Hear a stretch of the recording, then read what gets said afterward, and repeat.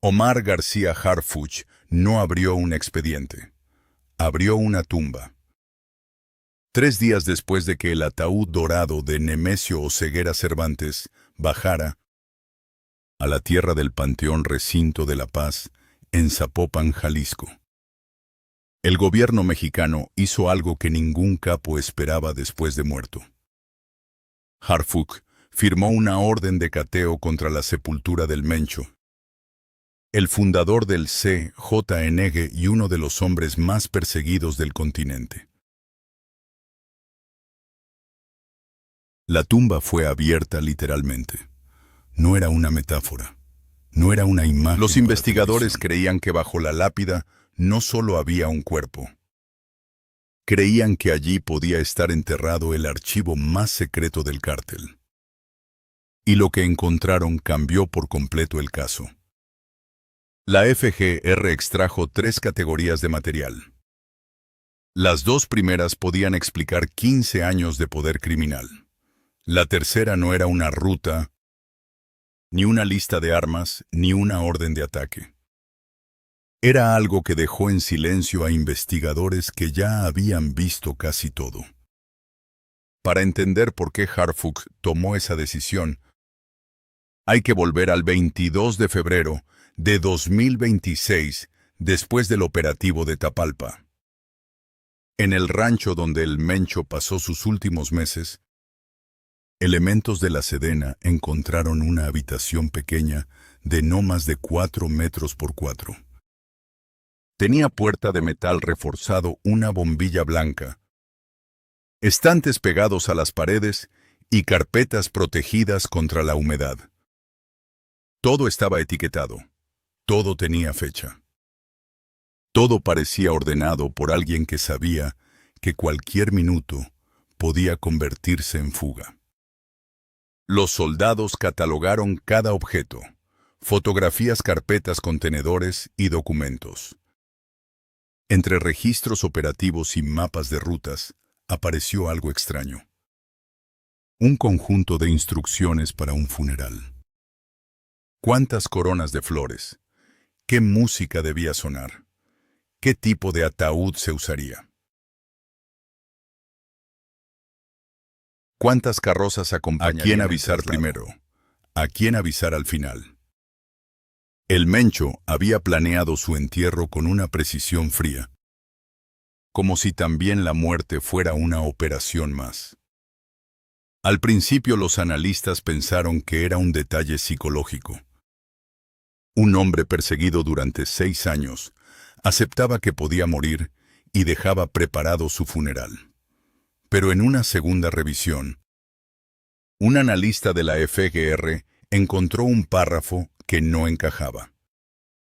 En medio de las instrucciones sobre flores y notificaciones, había una explicación técnica sobre conservación de papel. Hablaba de humedad, temperatura y resistencia al paso del tiempo. No se refería a las coronas, no se refería al ataúd. Se refería a documentos que debían ir dentro del ataúd. Ahí se entendió todo. El Mencho había convertido su tumba en una bóveda. El informe llegó a Harfuch en las primeras 48 horas posteriores al operativo. Él conocía la lógica del Mencho. Lo había perseguido durante 6 años. Había estudiado sus movimientos. Y había sobrevivido al ataque de junio de 2020, cuando el CJNG intentó matarlo. Sabía que el fundador del cártel no confiaba por completo en nadie, ni siquiera en sus propios operadores. Por eso la tumba tenía sentido. Era el escondite perfecto. Hasta que el ejército encontró las instrucciones antes de que el plan quedara completo. El 28 de febrero de 2026, el acta de defunción quedó registrada y la identidad fue confirmada con pruebas de ADN. Desde ese día hasta el 5 de marzo, la FGR trabajó durante 5 días revisando datos, cruzando información y preparando la base legal del cateo. Catear una sepultura recién cerrada no era un trámite, era una declaración. El mensaje era claro. La muerte del Mencho no cerraba la investigación, la abría en su fase más profunda. El cateo se ejecutó en Zapopan. El material estaba donde las instrucciones indicaban. 3 contenedores impermeables. 3 grupos de documentos.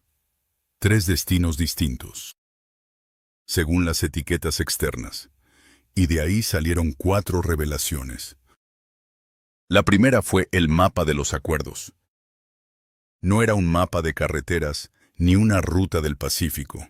Era un mapa del poder, hombres. Fechas, montos, canales de comunicación. Intermediarios financieros. Cuentas bancarias. Empresarios fachada y contactos institucionales. Durante 15 años el CJNGE no creció solo por violencia. Creció porque aprendió a convivir con partes del Estado. Policías fiscales, jueces. Agentes de aduanas, directores de cárceles. Mandos locales y operadores políticos formaban, según esos documentos, una red de protección que permitía al cártel moverse y sobrevivir. El Mencho había administrado esa red personalmente. No la dejaba en manos de cualquiera. Controlaba pagos, favores y acuerdos sin dejar rastros fáciles. Esa fue una de las razones por las que el CJNG resistió durante tantos años. Pero en sus últimos meses, con el cerco de Tapalpa cerrándose, decidió escribirlo todo. No lo hizo para confesar, lo hizo para transferir poder. Quien recibiera ese mapa sabría con quién hablar, cuánto pagar, qué canal usar y qué territorios ya estaban negociados. No era un archivo del pasado. Era un manual para mantener vivo el sistema invisible del CJNGE después de su muerte. El problema es que cada nombre debe verificarse. Cada pago debe rastrearse. Cada cuenta debe analizarse. Si el gobierno actúa sin pruebas sólidas, puede destruir el caso. Si espera demasiado, quienes aparecen en el mapa pueden mover dinero, borrar huellas o bloquear investigaciones desde dentro del sistema. La segunda revelación fue la sucesión. El Mencho dejó una evaluación de quienes podían tomar el mando. Y la escribió con una frialdad inquietante. No hablaba como un jefe sentimental. Hablaba como alguien que revisa piezas de una máquina. De un posible sucesor decía que era el más fuerte en lo operativo, pero el más peligroso en lo político. Tenía disciplina para mantener estructuras, pero no inteligencia para negociar con el Estado. Resolvería con violencia problemas que exigían paciencia. De otro decía que era inteligente pero no confiable. Podía moverse dentro del sistema, pero usaría los primeros meses, después de la muerte del fundador, para crecer él antes que proteger a la organización. El tercero recibió el único reconocimiento real. El Mencho lo describía como el único que entendía que el CJNG era más grande que cualquier hombre dentro de él. El único que pensaba en la continuidad de la estructura y no solo en su propio ascenso. Pero junto a ese nombre había una instrucción inquietante. Ese sucesor no debía saber que era el elegido. El Mencho pensaba que saberlo podía corromperlo. Quería protegerlo incluso de la idea del poder. Era control desde la tumba. Una sucesión preparada para funcionar sin que el elegido supiera que el tablero ya estaba armado. La tercera revelación fue la crisis interna. La noticia del cateo llegó al CJNG antes de llegar a los grandes medios. Una organización de ese tamaño vigila cementerios funerales, juzgados y movimientos del gobierno con extrema atención. Pero lo que llegó a las células regionales fue incompleto. Sabían que la tumba había sido abierta. Sabían que el gobierno había sacado documentos. No sabían cuántos. No sabían de qué tipo. No sabían si sus nombres estaban allí. Esa incertidumbre fue más dañina que una acusación directa. En el crimen organizado, la información incompleta produce paranoia. Nadie sabe quién está expuesto. Nadie sabe si su acuerdo quedó escrito. Nadie sabe si el funcionario que lo protegía aparece en una lista. Nadie sabe si el jefe de la célula vecina fue favorecido o marcado por el Mencho. Las comunicaciones internas comenzaron a romper patrones. Grupos que hablaban con intervalos regulares empezaron a comunicarse de forma más frecuente e irregular. Líderes regionales cambiaron rutas y ubicaciones. Se multiplicaron señales de tensión. El cateo no solo entregó documentos, activó una crisis. Los operadores empezaron a preguntarse cuánto sabía el Mencho que ellos ignoraban. Cuánto de lo que creían controlar era en realidad parte de un sistema centralizado en la cabeza del fundador. La cuarta revelación fue la que nadie esperaba. En el fondo del contenedor más pequeño, protegido con el mismo material impermeable, había cartas. No estaban dirigidas a un sucesor, no estaban dirigidas a un operador. No iban para un abogado ni para un jefe regional. Iban dirigidas a un niño de 4 años. Su nombre no aparecía en los informes de inteligencia. No era el Menchito, el hijo que el Mencho intentó proteger de la extradición en 2016 y que terminó extraditado a Estados Unidos en 2020. No era ninguno de los hijos conocidos durante los últimos 15 años. Según los documentos de identidad incluidos en el mismo contenedor, era otro hijo, el más invisible, el más protegido. Un niño cuya existencia había quedado fuera de las bases de datos nacionales e internacionales consultadas por los investigadores. Para la FGR el hallazgo fue desconcertante. El Mencho había protegido a ese niño mejor que a cualquier activo financiero. Nadie podía usarlo como presión contra él, porque nadie sabía que existía. Y sin embargo, al final, el propio Mencho lo dejó escrito. El contenido exacto de las cartas quedó bajo reserva de la investigación. Pero las versiones que circularon entre fuentes cercanas al caso apuntan a una misma naturaleza. No eran cartas operativas. No contenían órdenes. No contenían nombres de funcionarios. No contenían rutas ni instrucciones criminales. Eran cartas de un padre a un hijo. En ellas, el Mencho intentaba explicar quién era Nemesio, no el fundador del CJNG, Nemesio Oseguera Cervantes. El niño de Aguililla, Michoacán, que creció con carencias. Sin médico cerca, sin un sistema dispuesto a protegerlo. El joven que migró a California a los 16 años, convencido de que nadie iba a abrirle una puerta. Y allí apareció la frase que más impactó a los investigadores.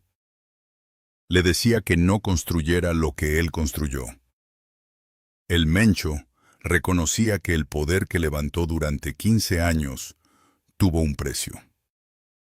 Ese poder convirtió al CJNG en una de las organizaciones criminales más fuertes del hemisferio occidental.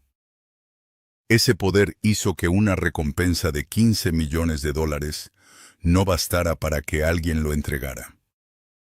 Ese poder compró silencio, miedo, rutas, territorios y lealtades. Pero también le quitó lo más básico. no podía ver crecer a ese niño. No podía estar en sus cumpleaños. No podía acompañarlo a la escuela.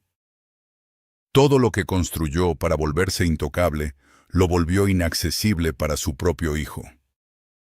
Junto a las cartas estaban los documentos de identidad del niño y referencias a derechos legales sobre una parte de activos que el Mencho habría dejado fuera del CJNG. No para un sucesor, no para una célula, no para la familia visible, para ese hijo. Ese fue el último sistema de protección del Mencho, no para su organización.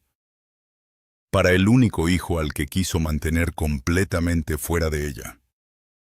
Por eso las cartas dejaron a los investigadores sin palabras. No porque borraran la violencia, no porque absolvieran a un criminal. Nada cambia lo que el CJNG hizo durante 15 años en comunidades enteras. Lo inquietante era otra cosa. Las cartas obligaban a mirar una verdad incómoda. El mismo hombre que construyó una estructura de corrupción, violencia y miedo también sabía que esa estructura era una herencia maldita para su hijo. El Mencho fue el arquitecto de una organización que marcó a México con muerte, corrupción y control territorial. Y también fue un padre que al final escribió a un niño de 4 años para pedirle que no siguiera el mismo camino. La tumba en Zapopan fue cerrada de nuevo, pero los documentos ya no están allí. El mapa de acuerdos está en manos de la FGR. Los nombres están siendo verificados. Los activos están siendo rastreados. Las células del CJNG se mueven con más nerviosismo del que quisieran mostrar. Y dentro del Estado mexicano hay personas que tal vez no duermen igual desde el 5 de marzo de 2026. Harfuch abrió la tumba, pero lo que salió de ella no pertenece solo a la historia del Mencho. Pertenece a la historia de México, a la relación entre crimen y Estado, a la forma en que un cártel pudo sostenerse durante 15 años, a la crisis de una organización que perdió su centro, y a la vida de un niño de 4 años que su padre quiso mantener lejos del apellido más peligroso del crimen organizado latinoamericano. Ese es el verdadero golpe bajo la lápida.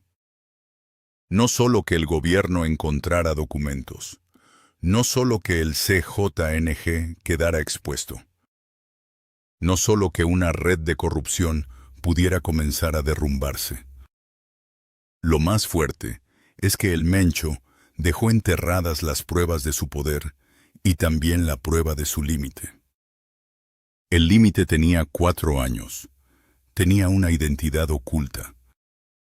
Tenía una vida que él quería salvar del sistema que había construido. Por eso el cateo de Zapopan no fue una escena final. Fue el primer capítulo de una historia más grande. El ataúd dorado sigue bajo tierra, pero la bóveda ya fue abierta. Y lo que estaba dentro puede cambiar no solo la sucesión del CJNG, sino la forma en que México entiende quién sostuvo realmente al cártel más poderoso de su historia reciente.